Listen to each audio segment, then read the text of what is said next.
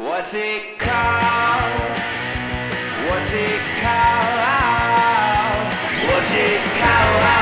No, he doesn't even know what it's called.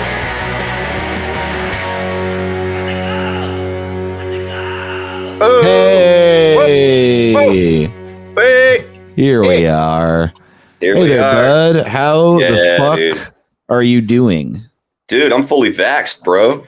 Nice, dude. When did that the fuck happen? up. Last dude. week? Last week, got my vax. Dude, I got it. It's so weird. Like, it's like a weird war or something where it's like I had to go downtown for the first dose. Right. and then everything just changes, like who's eligible, where they got the extra. And then so my second dose was so easy. It was like on my block almost. Wow. I just walk over. It was in the park we used to record in. Oh, yeah. You know what? That might not have been a vaccine. If it was that part. That might have been. Yeah. I stepped on a bottle, and I think that was it. Well, I did shake for a while, and my arm hurt. So that's what I hear. That's how you know it's working. Totally. Yeah. I did feel bad for a couple days. No, so I go there, and it's at this place, the LACC. City College. I know where that is. City College. Yeah, it's like right near my place. I just walked over. Nice. And dude, they want people to get this vaccine so bad. Yeah. They had a DJ fucking turning it up. No. Like spinning and flipping. People were having a good time. What were they playing? Like everything you would play at a rave. Dance now. Like that kind of shit. Oh, a little better than that, but not much better. Well, we don't need to be disparaging everybody dance now. I better feel like than a wedding. The best. That's gotten me through some tough times. Everybody dance now.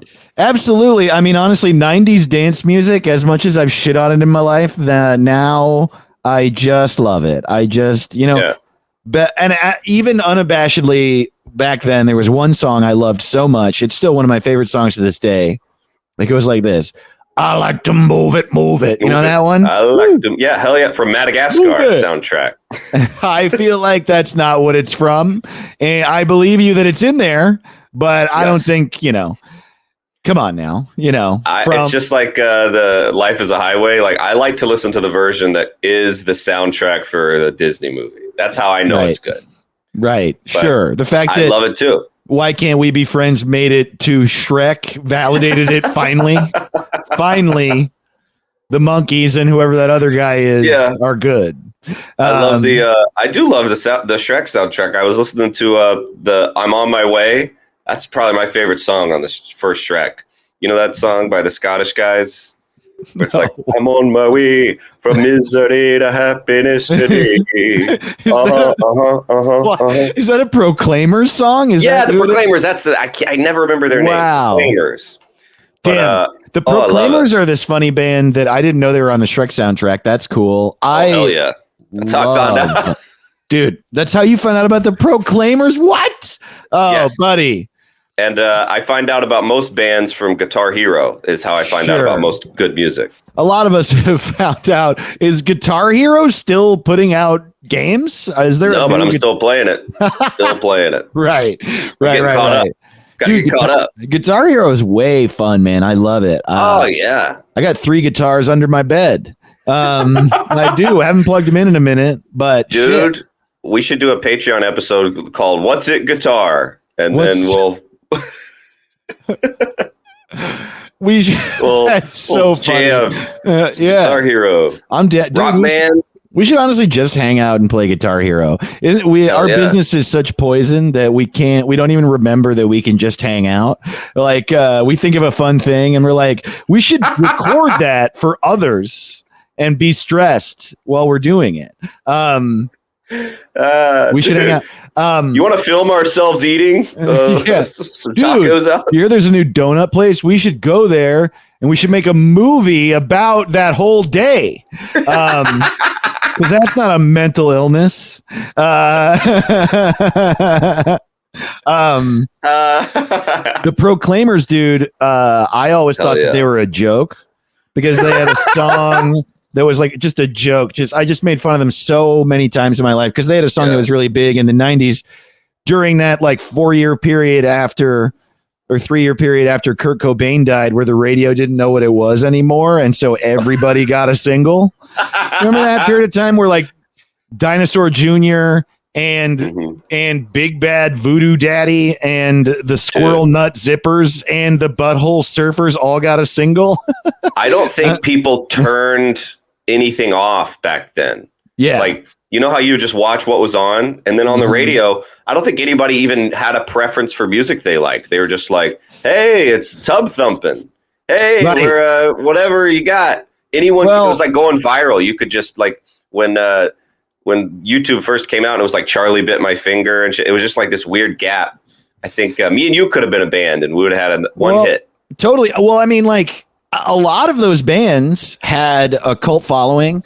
They were a part of like subculture. Like the Butthole Surfers, for example, are a fucking great punk band. They're so great. And they have so many great name. Guitar Hero. They're on Guitar Hero. They have a bunch of great albums and like Dinosaur Jr., like one of the most prolific bands of all time. And I legitimate like, and Nirvana is such a good band, but also such a good band. They had all this mass appeal, but then also were just really respected in the art world. And so I think when they ended, what we were hoping would happen, this is my guess, radio execs and people who worked in the music industry were like, oh my God, we are now finally in an era where the rock music on the radio isn't made by drunks for babies, which is like basically what Poison and shit is, you know? And it's just like, and look, I like hair metal just as much as the next guy. It's fun. It's like, I want to kill my dad every day or whatever. It's also like, it sounds like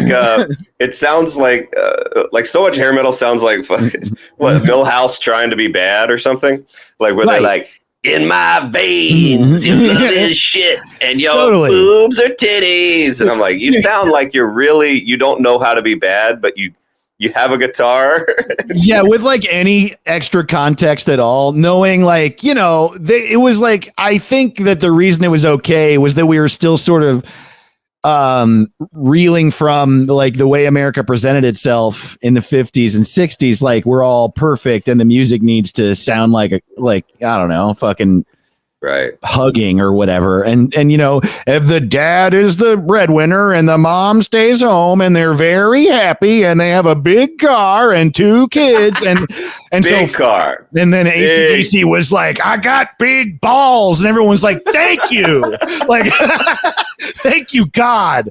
I ride motorcycles and I punch concrete. But now it's like, yeah, well, you're a piece of shit. Shut up. Anyway, so Nirvana was this like weird fluke, I think, that fit all these like sad, like everyone loved it in the mainstream and art nerds loved it. And so they were hoping that some of this art shit, they just like, whatever, we'll take a crack at all of it. And then we landed on Korn. It was like, no, fuck. Korn, whose first album is great. And has like, dude, Got the Life, still a great song, and Freak on a Leash, but in general, fuck, dude. Fuck. Right. That's the capital riot of music where you're like, we went too far. Yeah, this is getting your no. Like, because if for the first, like, I feel like the first 50, 60 years of pop music, you would wear exactly what you would wear to your office job or to meet the president or go to a wedding. Like you would give a rock concert. Who's like, who's ready to rock and roll? And you got on a 3-piece suit. And it's just like, I think it just blew people's minds. Like the day that the Beatles like didn't shave and like just like wearing jeans, and people were like, whoa, no. Well, that's why it was so breaking to make an album called Sgt. Pepper's Lonely Hearts Club Band, which is objectively the dumbest name for anything ever of all time. Just like rename it. Yeah, Dancing Chipmunks time. Just like, shut the fuck up, you loser idiots. I'm wearing a pink jacket and I just ate a neon pie. Shut up.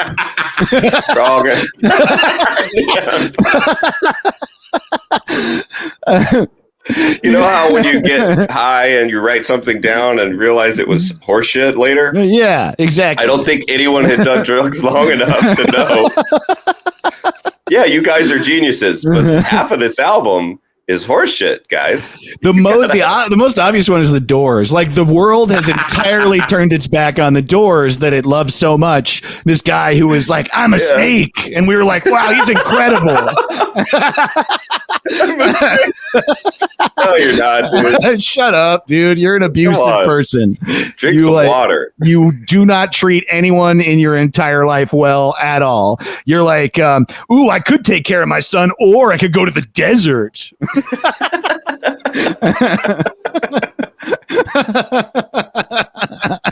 Oh, well, we renamed the Doors. We didn't even have to try. That was good. Yeah, that was a lot of fun. I could just go to the desert. It's fun that we ended up talking about this, and this like literally wasn't planned, but we're renaming the Pixies later in the episode. That's fun. That's right. How'd we do it? Yeah, we are. Holy I don't know. We're like really good broadcasters. We're the we're the Bubba and Love Sponge of yes, of Bubba the Love Sponge. Alt LA scene. Bubba the Love Sponge is like the Sgt. Pepper's Lonely Hearts Club Band of shithead radio. I don't think there's a more shithead radio name possible. No, totally. All right, yeah, what's up, fuckheads? I'm the Glass of Cum, and you're listening to Glass of Cum Radio on Sirius XM.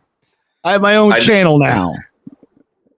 So what's so funny is that that's not even that, like, it's so weird that things are like beyond parody, because Glass of Cum would be huge somehow. Totally. I know it would be huge. And what is it on Family Guy? They call it Weenie in the Butt. And it's like, okay, I know you think that's funny, but people would listen to Weenie in the Butt. Weenie in the Butt.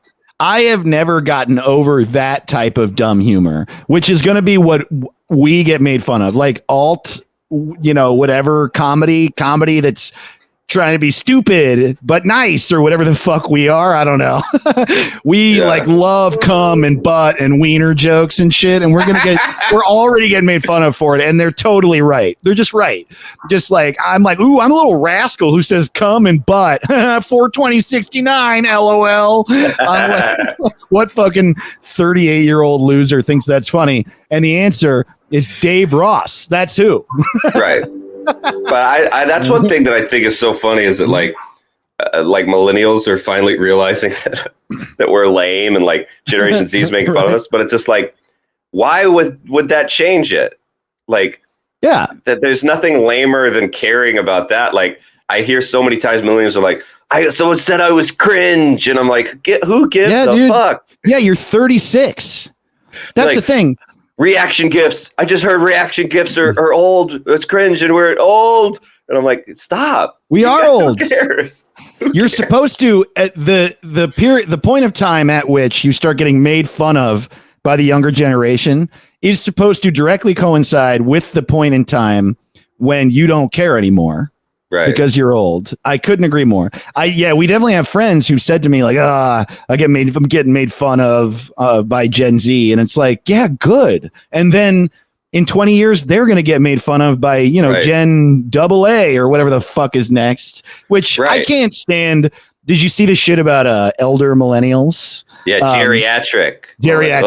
What a mean term. Geriatric millennial. That's exactly what I am. The New York Times. I said geriatric millennials. Totally. Which is what I am. I'm 38. I was born in 1982, and I couldn't care even a little bit about that term, and me being. It was all about how like geriatric millennials don't fit into either generation. It's like, yeah, that's because it's all made up. You decided what the years are. Like, what do I have to do with your dumb equation that I didn't sign up for? I lived in Italy from when I was 3 till when I was 6. And I saw the He-Man movie in theaters in London 3 years late. And it was the only movie I'd seen during that entire period of time. That entire chunk is missing from my childhood as far as movies go, except for that movie that I saw late. And so I don't interact with my own generation because life is different for everyone. You dumb professional newspaper. And how lame that you're like, what are you doing? They're like, I'm getting made fun of by Gen Z. And I'm like, you're hanging out with Gen Z? Dude, that's the problem with comedy. We have to hang out. There's 22-year-olds everywhere, and then 50-year-olds, and no one acts like that's weird. It's weird. Whatever happened to? I remember when I was in 8th grade, we didn't give a shit what a 6th grader said. Right. Remember that? Yes. Remember when you'd go, shut the fuck up? I imagine the 6th graders don't think I'm cool. It's like, fucking throw them in the trash. Or don't hang out with them. Hang out with people your age, you dipshit. Man. What are you doing? Of course they're going to say that. Well, what are you doing? What's funny about that analogy, too, is that that's entirely true. But what's happening right now is 8th graders being like, this baby's making fun of me. That's like literally what it is. It's like I'm in high school and this toddler doesn't want to read my tweets. Right. I was like, this baby started crying when they handed them to me. We'll give them back. Because that shouldn't matter. I hope it stays this way only for our 2 generations for the entire time. I hope that there's like 75-year-olds shitting on 95-year-olds. I can't. These fucking millennials. Get a job. It's like we're both retired. Yeah, we're both dead because the world's on fire.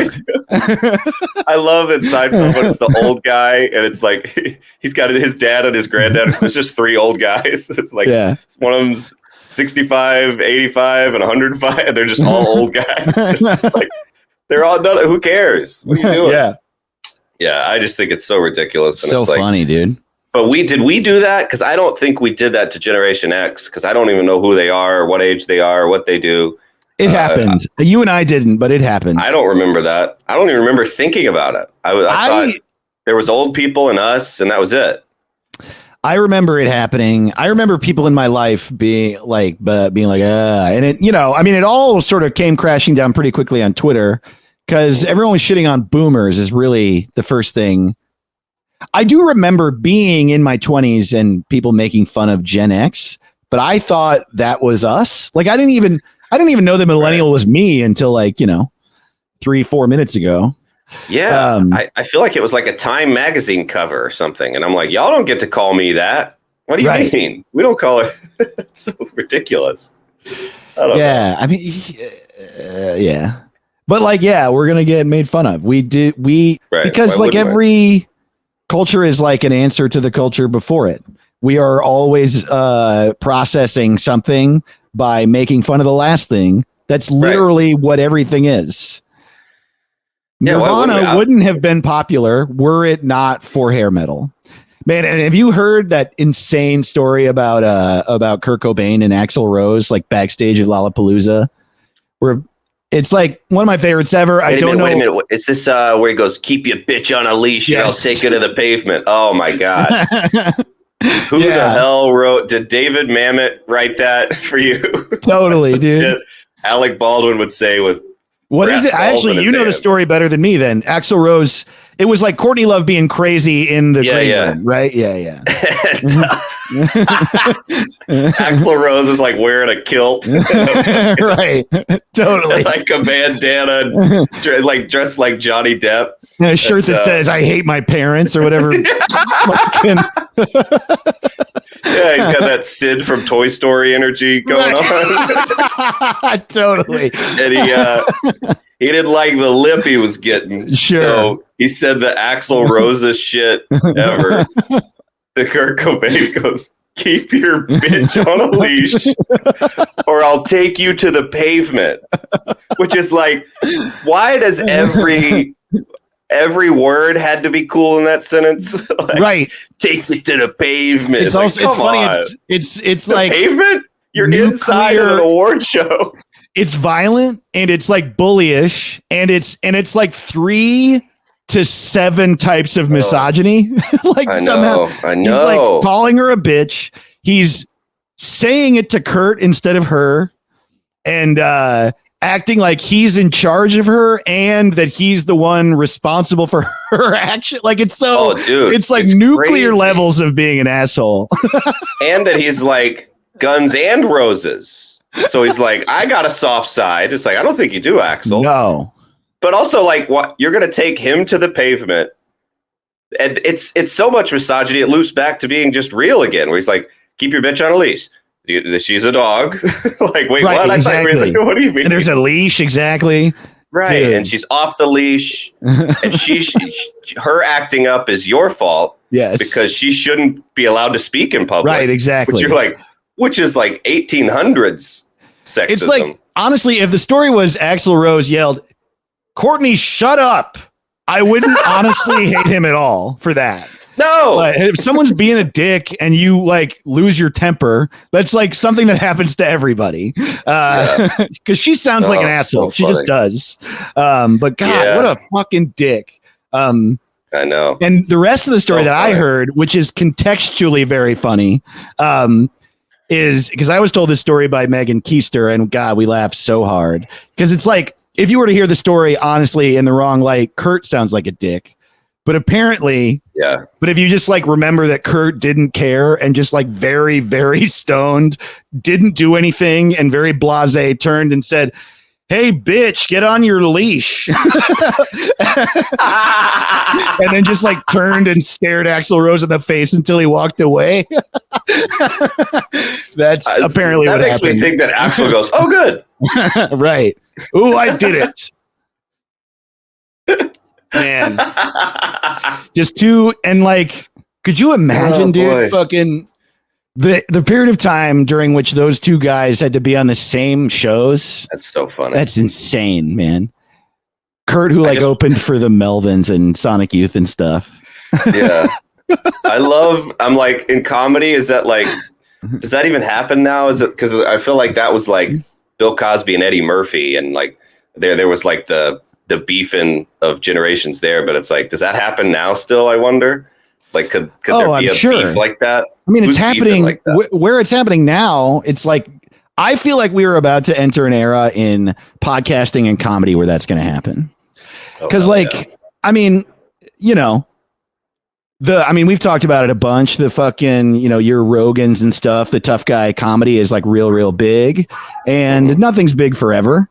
And, something else is going to get big. Hopefully it's little bitch comedy. So I can get some, totally sell some tickets. Crying into my microphone. Fucking weak little boy comedy. That's what I want. Confidently screaming that I'm afraid comedy. You know, Dave Ross's little corner. Yeah, or like or you know, like very, very clever jokes about my dad.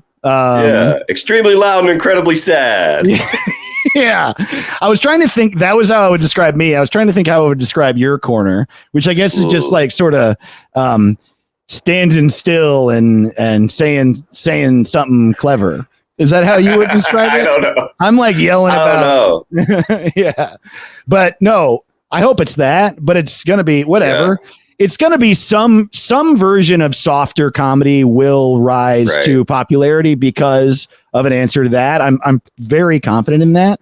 And then there will be a period of time that's already been happening a little. I'll see comedy festival lineups that are like Tony Hinchcliffe and Maria Bamford both right at the top, and I'm like, damn, what's that green room like? What the fuck, dude? God. Yeah. I'm always blown away when you get that you just see the clash. I remember one time I opened for Rich Voss, and he was still he's in that New York Comedy Cellar. We're at the table. They all miss Patrice, so they try to be him and dishonor his legacy. Right. So he's just walking in the green room, just being mean. Mm-hmm. Totally. I'm just like, dude, I don't. And he's like, come on, you gotta roast me back. And I just repeat, like, I don't want to. I want to work. I gotta look at my set. It's such a style of ribbing I can't hang with anymore unless I'm really, really close. Like if we're close buds, I'll do some like high school level fucking. Yeah. You got girl pants on or whatever fucking, you know, but it's because we're so close and we all went to high school in the 90s that we're fucking around with this thick layer of context. We know, but other than that, I don't have the energy for it. I'm not going to hang. I don't think it's fun. I don't think misogyny and homophobia are good ever. No. And so like, yeah, it's funny to be in that green room. I've been in that room so many times. Oh, it's the worst. And it's like, I don't have anything. I don't have a fun, tough crowd style riff for you. Totally. It's like, If you want me to dig deep, I'll go, hey, when they said you were the headliner this weekend, I was disappointed, but I want stage time still, so I'm opening for you because I need money. How's that? And I'm trying to think of which of my jokes appeal to your terrible audience. I'll be honest. Yeah. It's like, okay. I don't know this is funny or nice. So funny. I got a burn for you. I disagree with your entire worldview. And and honestly, when I'm around you, I'm constantly terrified that I'm about to be bullied.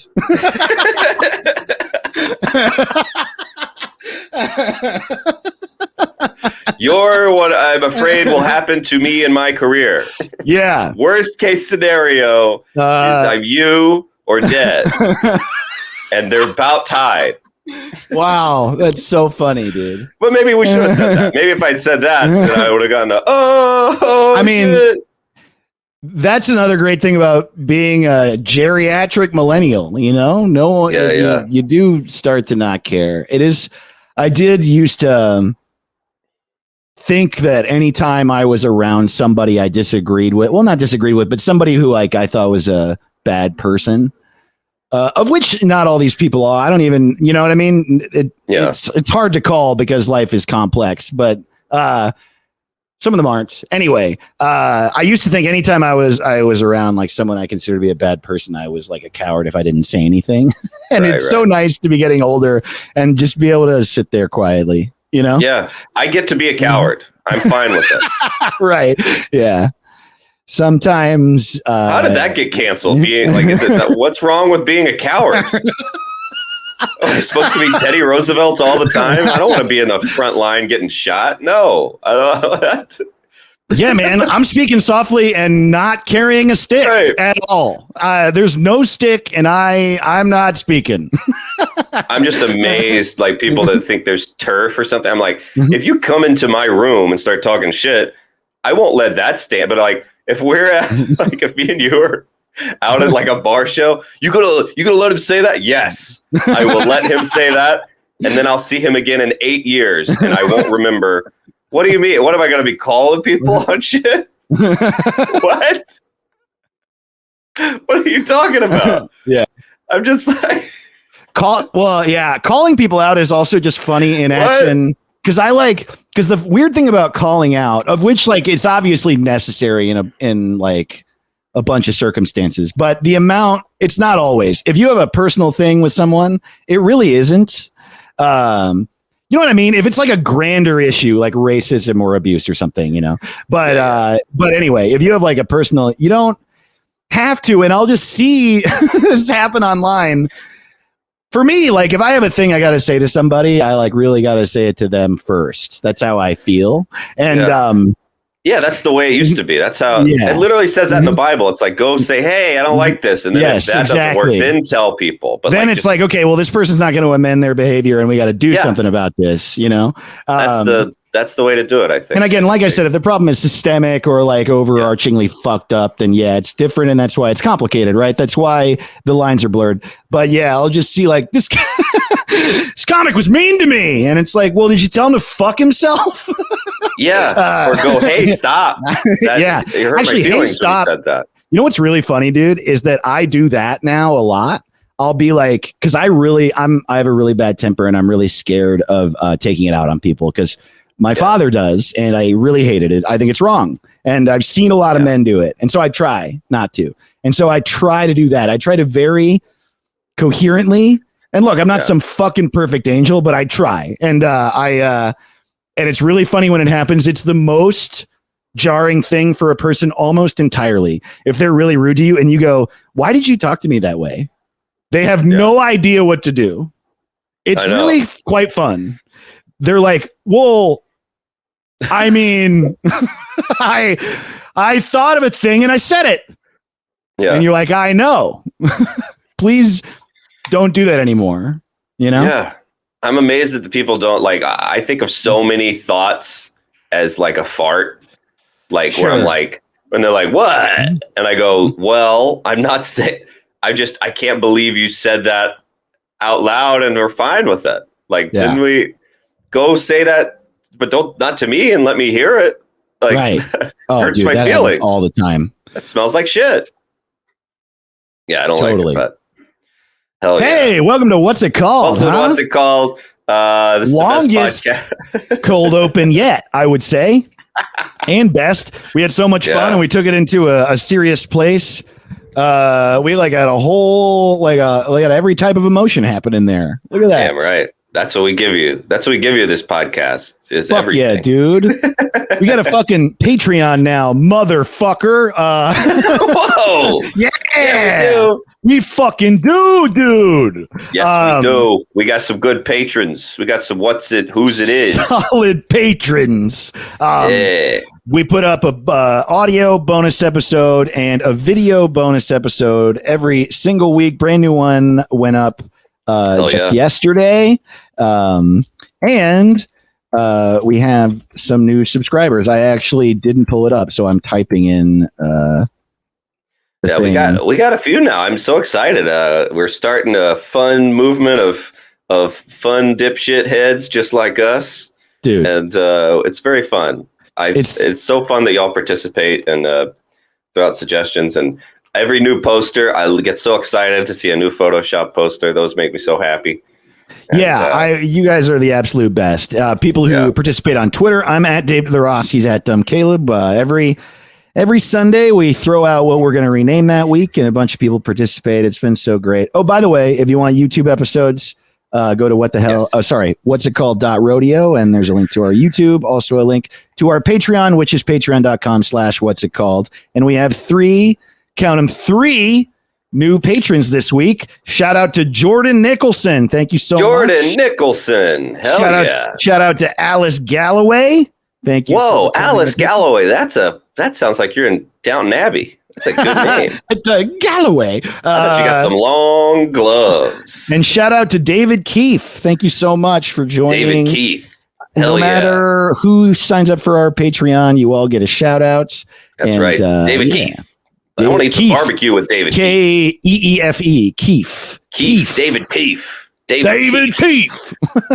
David Keefe Smokehouse Supreme. That's what I bet.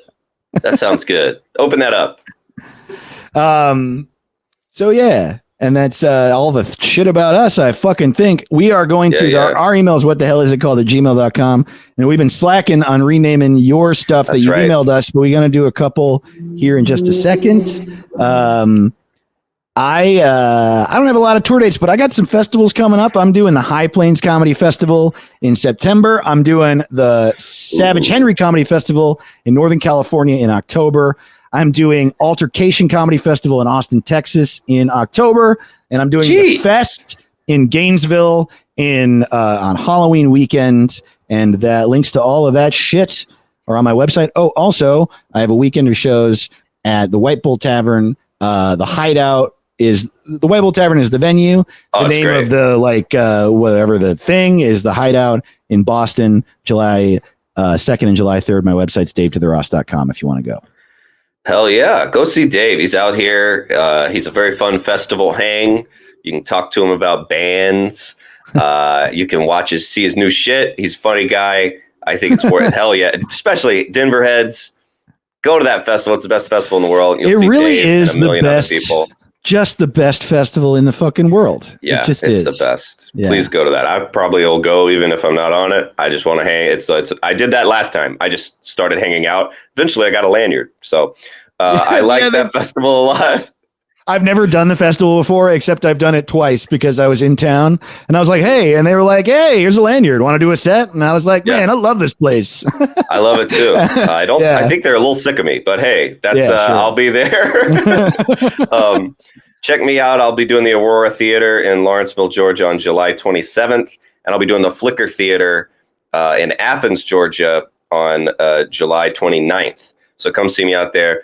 I know it sounds cool. They are two of the smallest theaters on the planet. So it sounds better than it, but please come out and we'll sell out the littlest theaters in the world. And that'll be a lot of fun. It's going to be great. I will have just turned 30. So come see me there.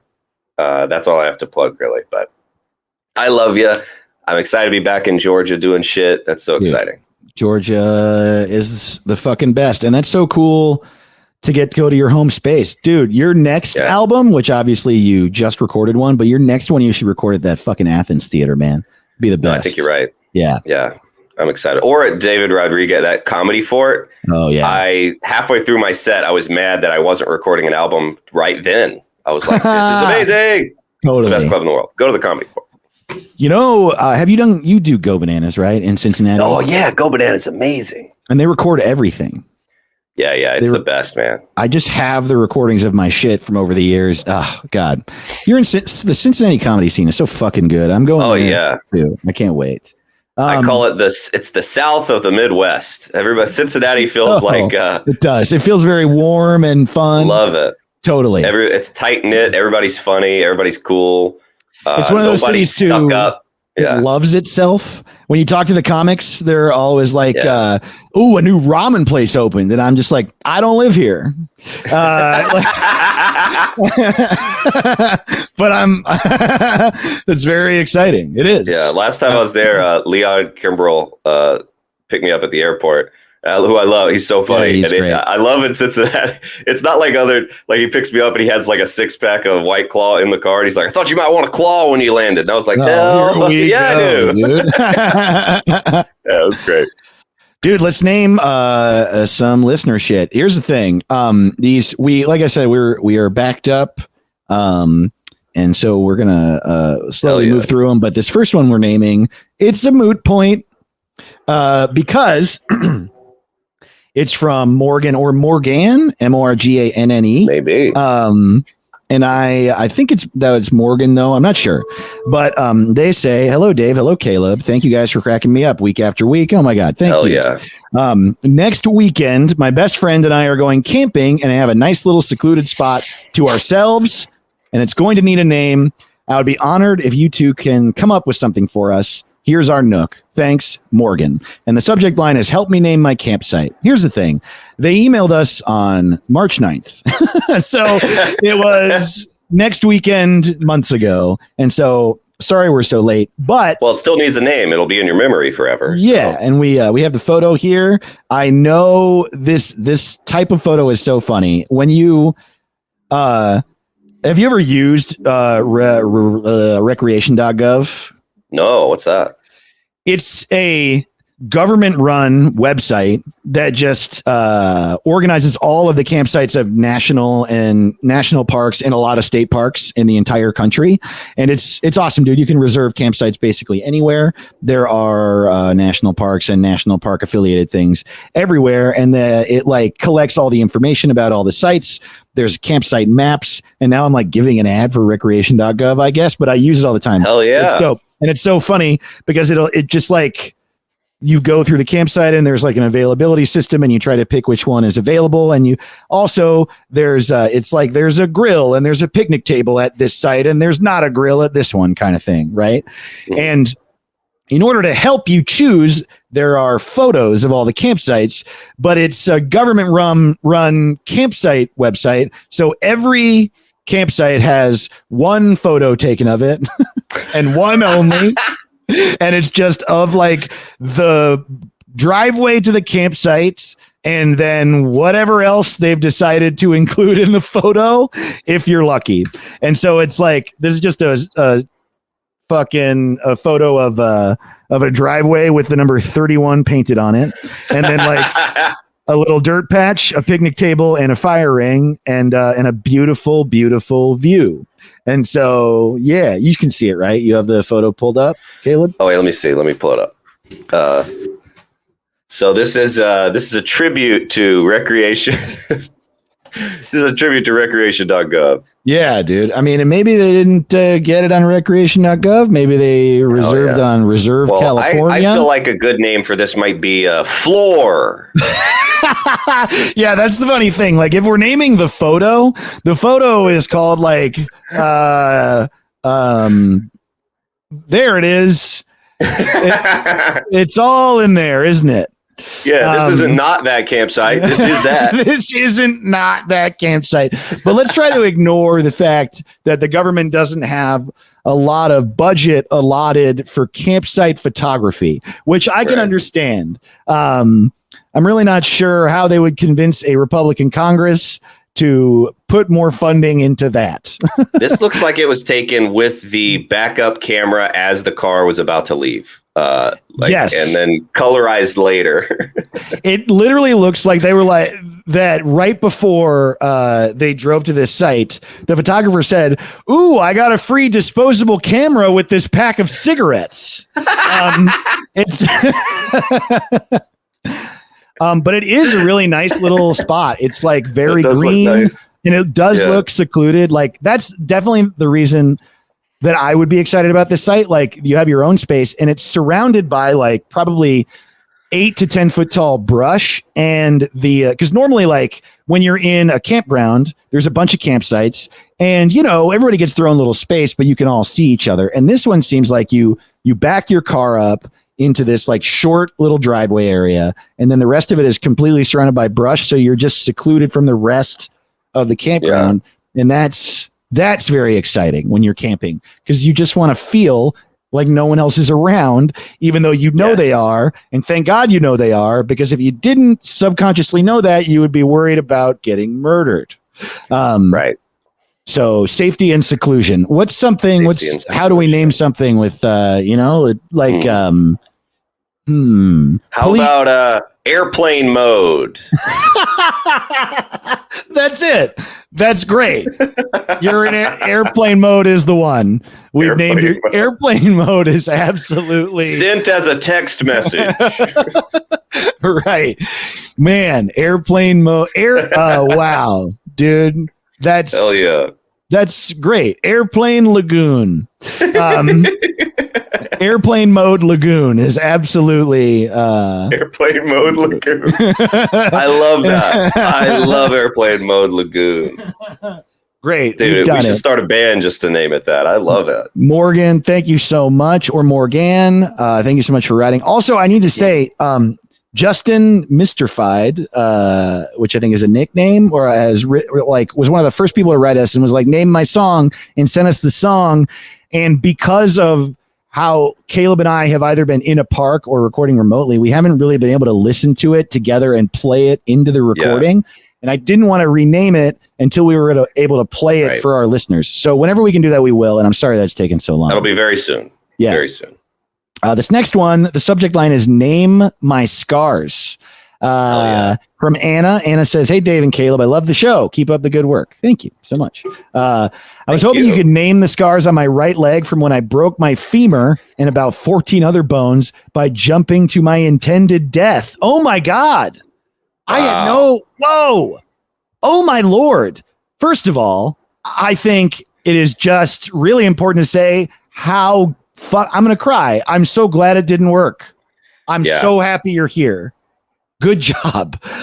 Good job on fucking that up. Hey, keep it going, Yeah. And I mean, I hope you know when I said fucking that up was obviously like a joke. You didn't fuck. This is the intended your semicolon, right? That's the semicolon in your life. That's great. But fucking up a suicide is the best thing you could do with it. Good Lord. That's great. And she goes on to say, "I'm so grateful to still be alive, despite everything I've had to go through since my suicide attempt. I can't even imagine how emotionally and physically painful that's been, and fucking good for you for pushing through and dealing with it." Wow.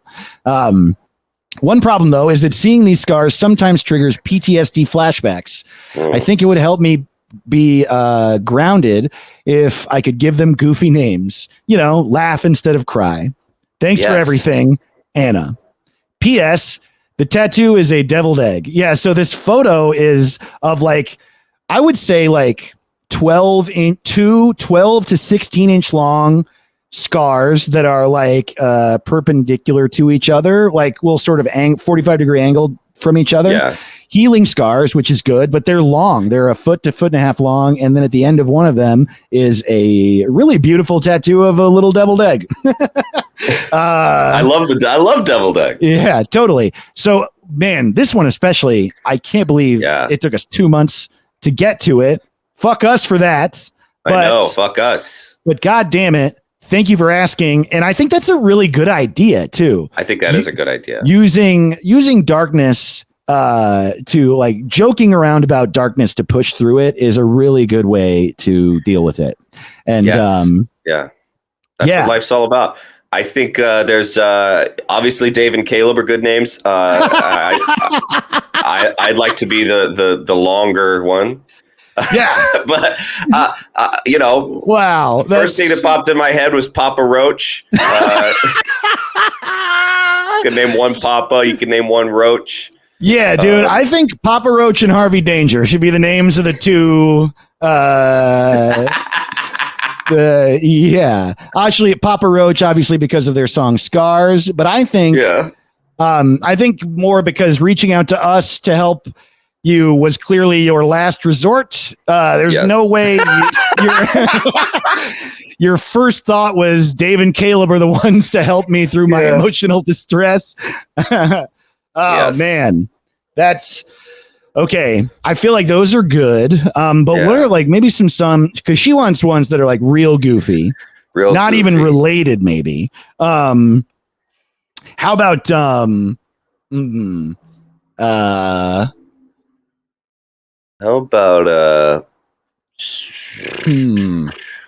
it's something that's just like so innocuous and stupid. I can't even how about Hulk Hogan and the Ultimate Warrior?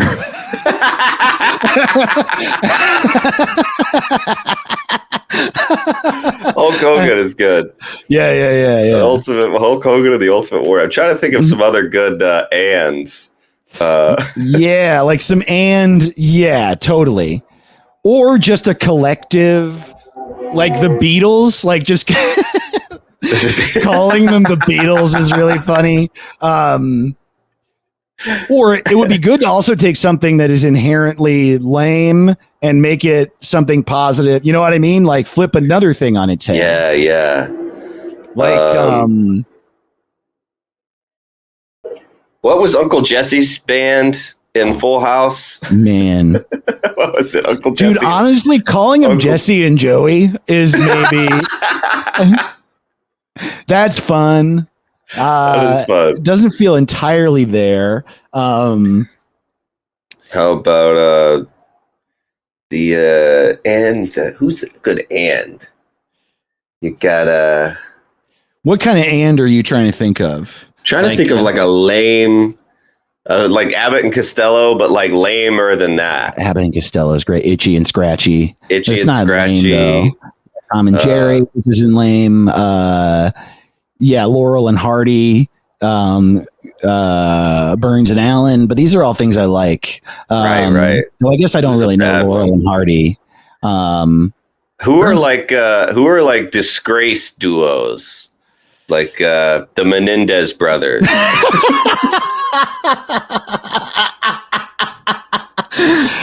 Oh, calling them the Menendez brothers. I don't know if it's the best idea.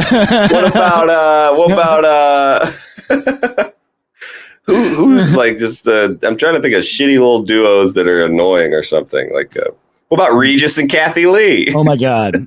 I think that's got to be it. Regis and Kathy Lee. Man, dude. Regis and but I feel like actually we're almost there.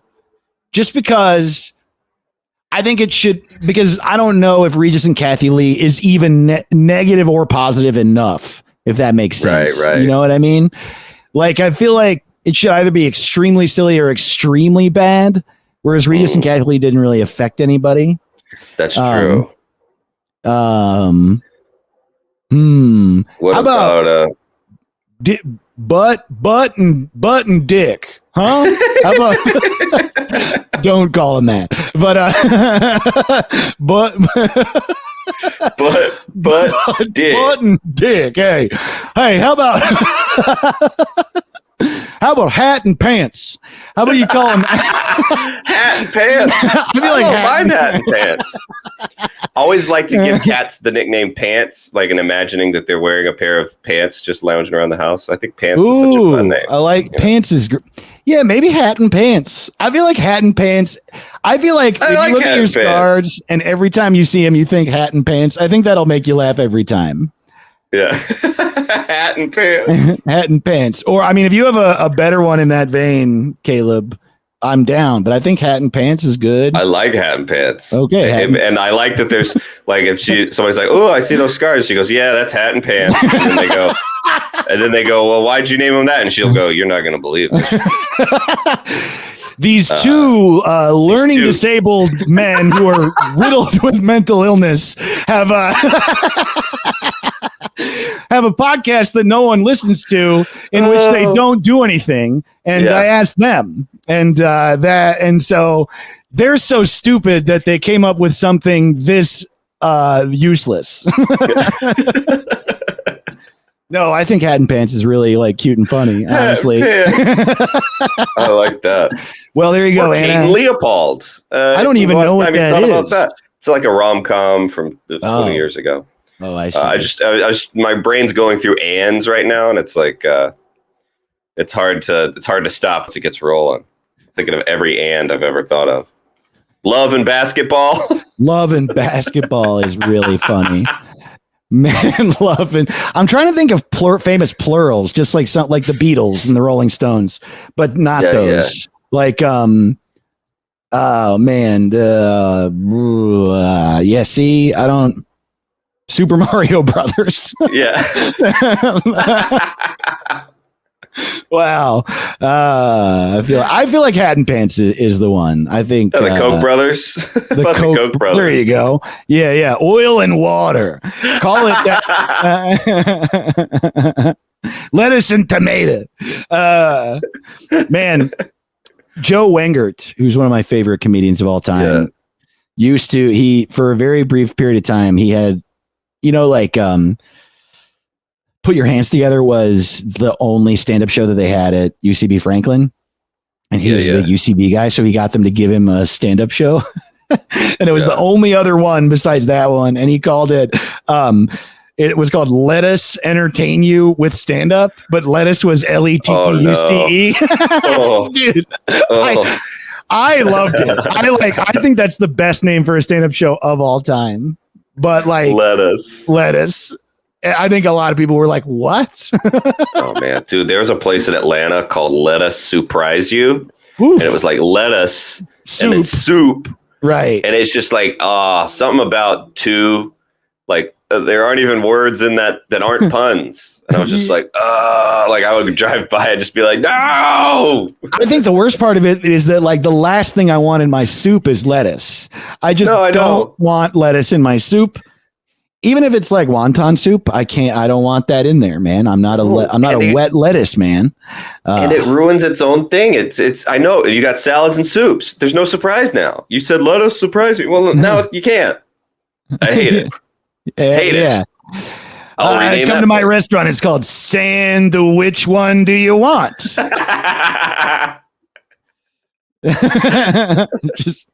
It's also like why such a long sentence? Yeah, for no reason. My steaky breaky heart. I don't mind my steaky breaky heart. All right, buddy. I think that we got to rename the fucking Pixies now. That's right. Well, here's what I didn't know. I didn't know they were named Pixies. What did you think they were named? The Pixies. But there's no the. It's just Pixies. Are you sure? Yeah, man. I looked it up.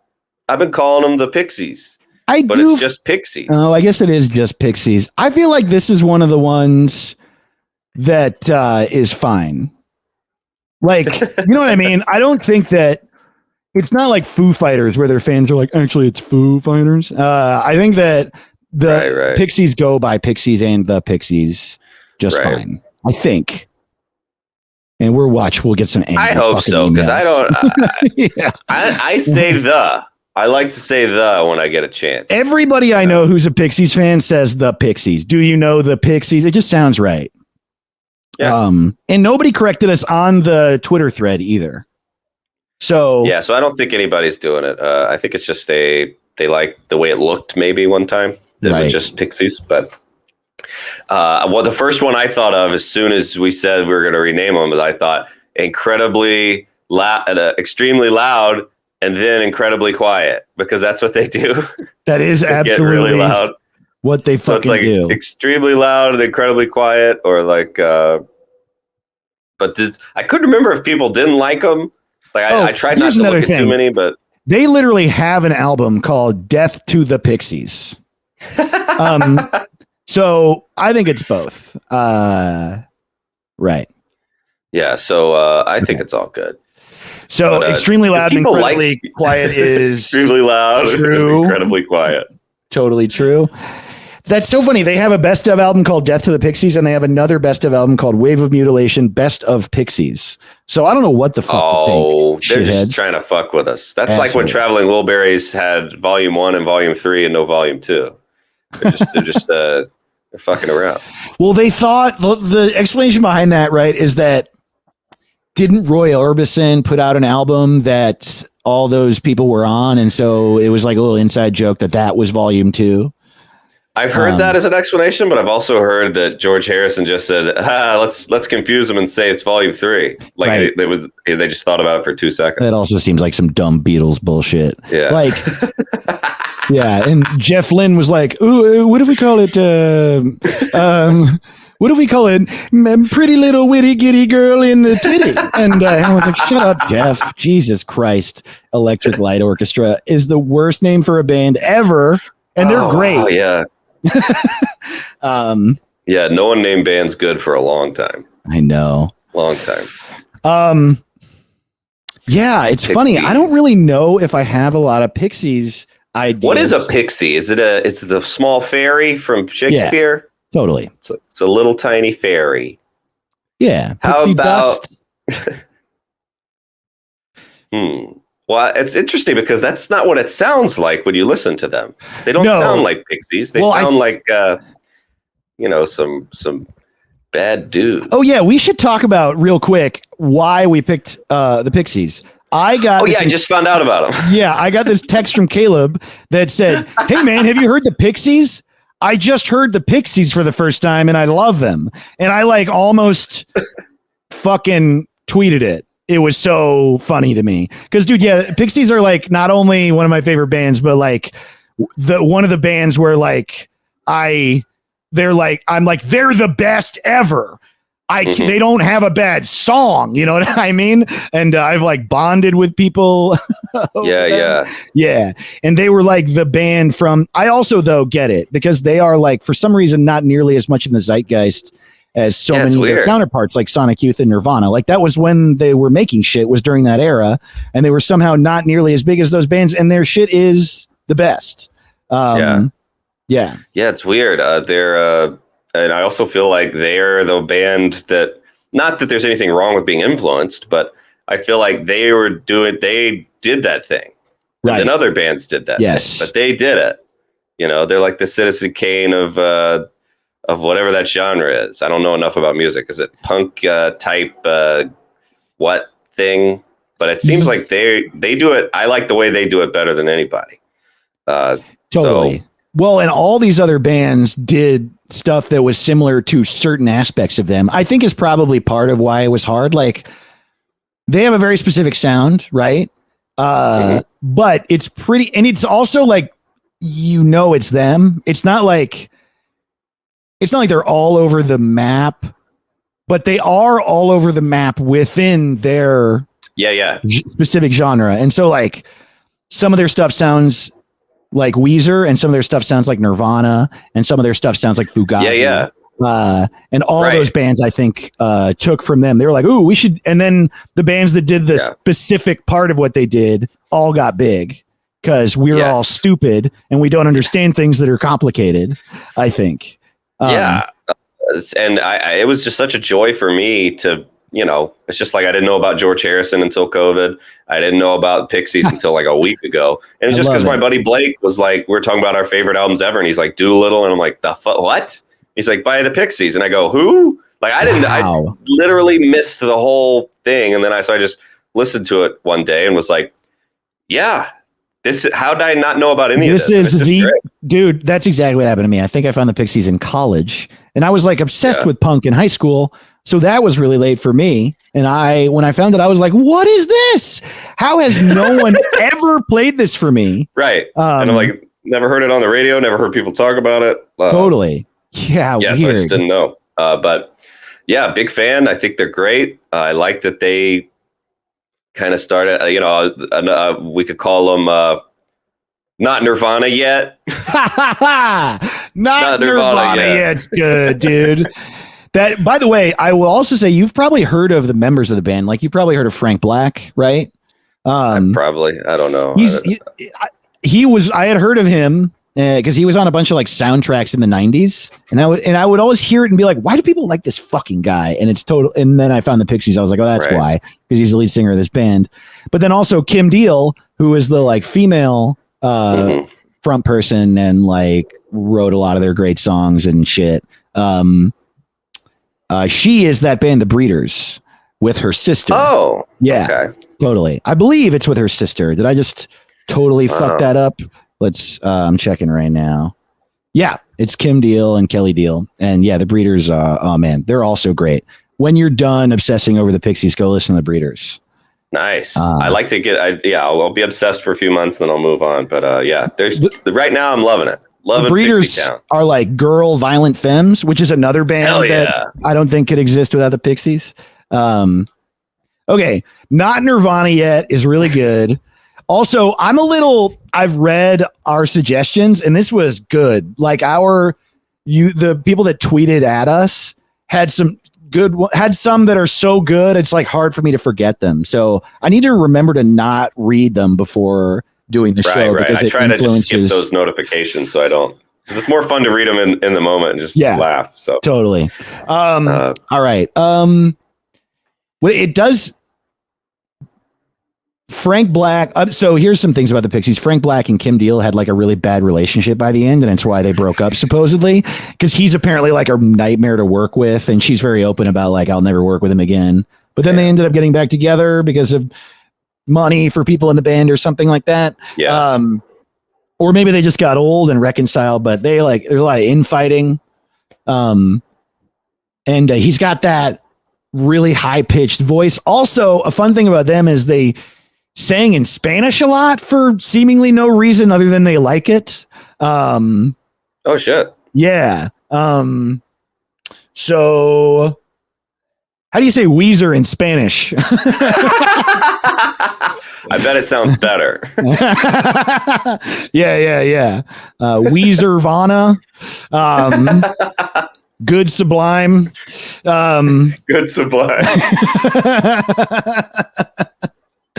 I meant Sublime because Sublime, I actually like Sublime a lot, but they're like really diverse in. I just think Good Sublime is funny to hear. Totally. Yeah. What's up? Sublime. How about Sublime with Frank? What do you call? So Nirvana is like what in religion you reach Nirvana. So what do you reach right before Nirvana? Oh, that's funny. Is it Earth or Purgatory? Regular life. Wow. In Indian religions, Nirvana is synonymous with moksha or mukti.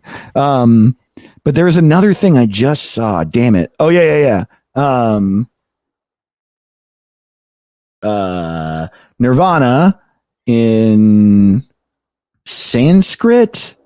Wait, hold on. I'm like, I can't read this Wikipedia article about Nirvana. Okay, literally the word Nirvana translates to blown out. Blown out. Blown out. Boy. And I feel like Blown Out is a great name for Blown the Pixies. Yeah, I like Blown Out. Blown Out, dude. What about Good Religion? Can we name them Good Religion? Yeah, there you go. It's just a cross and a thumbs up instead of the line through it. Yeah. We should name Good Religion. We should rename Bad Religion sometime. That's a funny one. Because it's just like fuck the government, but I definitely participate in it. Bad Religion, of which I am a priest. Okay, let's see. This is tough. It's tough to do ones that I really like. It's really easy to rename shit that I fucking hate. You know what I mean? Right. So let's see here. How about good, but not for everybody? I mean, Good, but not for everybody. I feel like we could. That could be a lot of bands. Could be all of those things. They like made other songs good. Like they took this like that song Head On. They like made that Jesus and Mary Chain song famous. Mm-hmm. Their version of Head On is better. Maybe home improvements.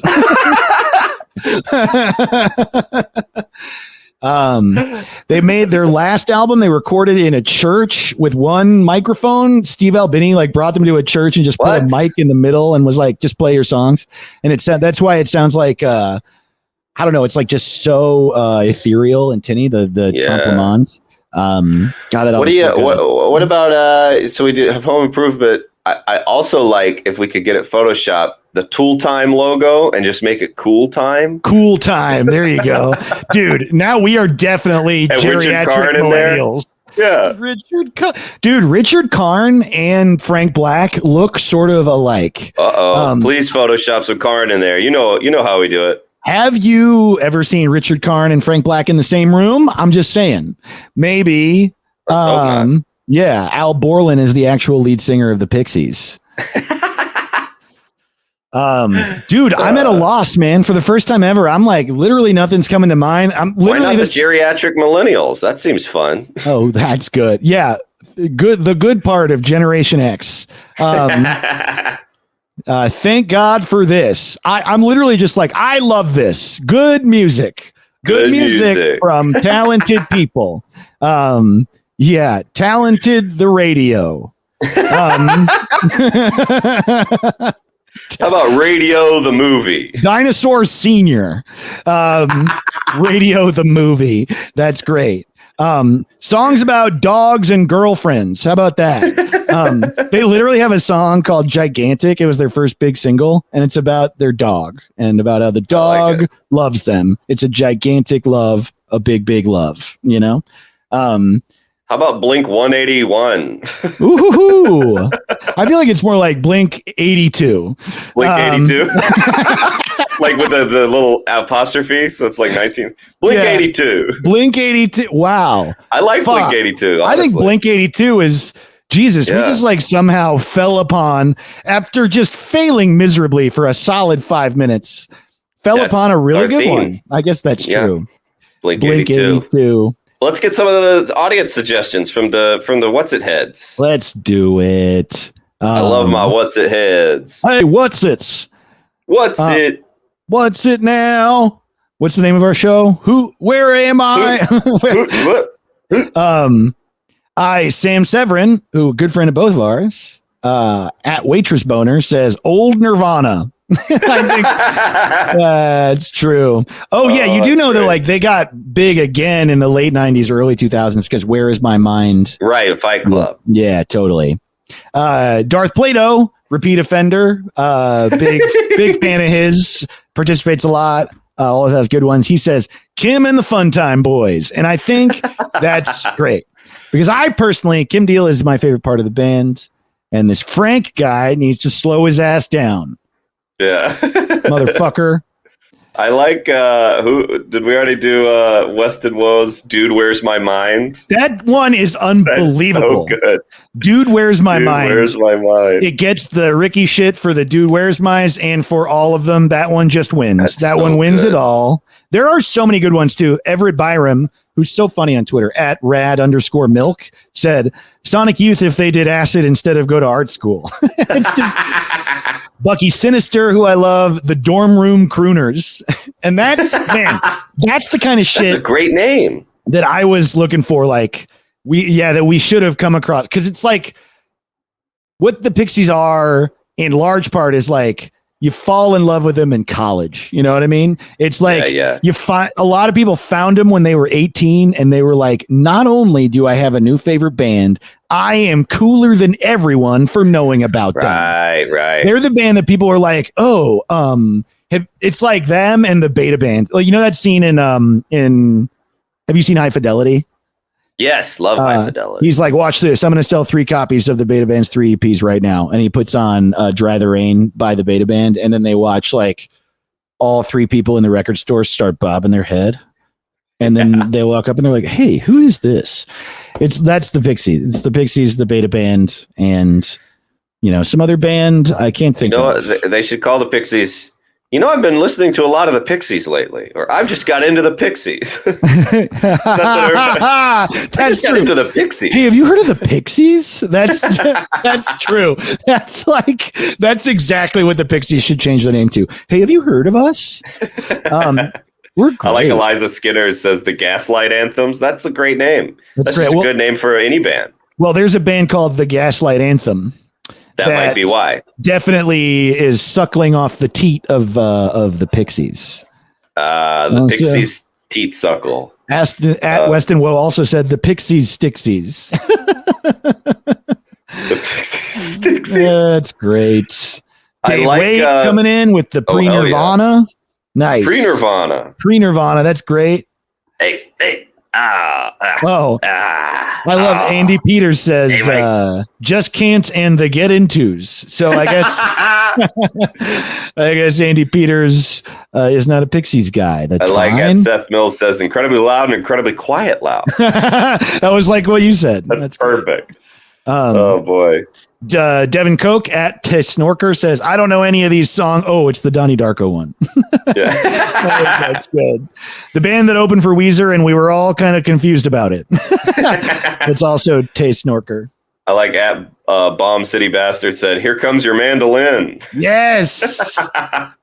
At Connor Beal says the Pixie Chicks. And that I like the Pixie Chicks. Yes. Good going, Connor. Oh, Seth Mills, this is very clever. The Breeders. The Breeders. You're getting a Ricky shit for that.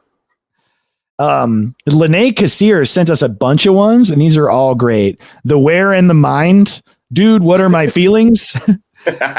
Pretentious Pioneers that is really great. The band with the only song anyone who's ever made media about mental illness confusion listens to.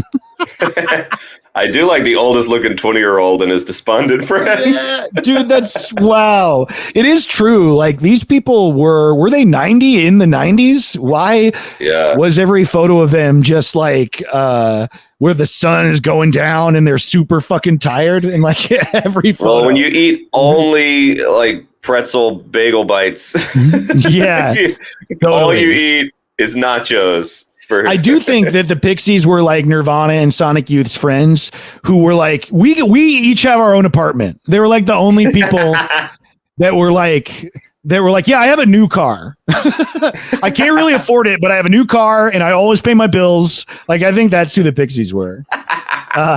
This is a really good one, Lene. Dude, I've been in college for 6 years now. Oh, I like that one. Mike Carosa coming in with the Kim Deal and the Whiny Baby with those other guys who are fine. Yeah, I love you, Mike. Yeah, Mikey. And at Agent Exile says, "Dude, where's my indie movie trailer music?" Which I think is perfect. And I think we that's not all of them. The Spotlight feature or like what is it? Fox Searchlight. Oh, sure. Whenever you see that, you're like, "Ooh, it's gonna be a Pixies song." Oh, wow. Searchlight. Yeah. Sure. What would Wes Anderson do without you? Though I do think Blink 82 is very clever and good, and that's Blink 82, baby. Yeah. Woo! Extremely Fight Club, incredibly soundtrack. That's Call Me by Your Kevin. Man, thank you all so much for writing in. I think that's it. I think this is what's it called for the week. Yeah, we crushed it, man. This is our best episode. This is always our best episode every time we do it. How can it not be? It's always fun. We love you. Thanks for playing. CalebSignin.com, DaveToTheRoss.com, at Dave to the Ross on Twitter, at DumbCaleb on Twitter. Follow us and come see us live. And, if you want more of us, our Patreon, we're going to kiss soon. Next episode, we're going to smooch and we're going to name the kiss. Yeah. And the name of the kiss is going to be Abe Vigoda. I didn't see that coming. I did not see that coming. Both my favorite actor and my favorite band. And go to what's it called? Rodeo if you want to link to our Patreon to get more of us or to see us on YouTube or other links or whatever. And yeah, we love you so much. Good night. Bye. What's it called? What's it called? What's it called? Oh, he doesn't even know what it's called. What's it called? What's it called? What's It Called is produced by Hold the Phone Comedy. HoldThePhone.tv. Yeah.